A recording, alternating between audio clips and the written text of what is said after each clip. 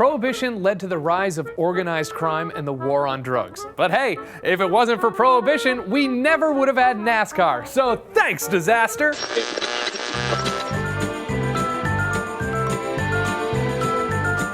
I love booze. So much so, I'm actually drunk right now. All right, moderately buzzed, but still, two things are for sure.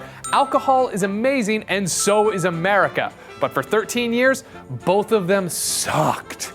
In 1920, the 18th Amendment went into effect, instantly halting the creation, distribution, and sale of alcohol in the United States. But just because the feds tried to stop the booze from flowing didn't mean the country was going dry. It was the roaring 20s. Girls were dressed like lampshades, guys were striking it rich in the stock market, and everyone was drunkenly doing the Charleston. You heard me, drunkenly. See, even though the creation of alcohol was illegal, consumption wasn't. And that's where the hillbilly bootleggers came in.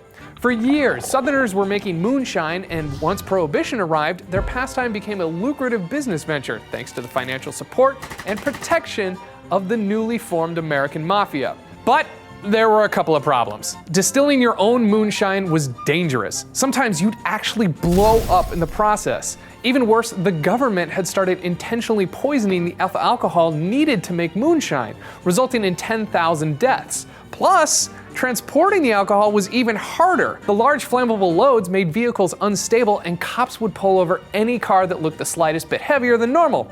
In other words, it was like a ragtime version of riding dirty. So what did these backwoods hillbillies do?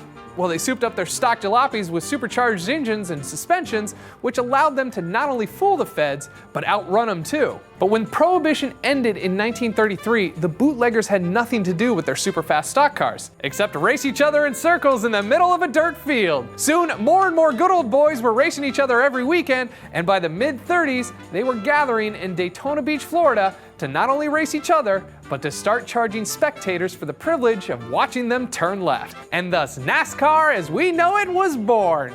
So thanks, disaster. And as always, if you have a disaster you want me to find the silver lining to, shoot me a comment down below. And for more disastrous web shows, please subscribe to the channel.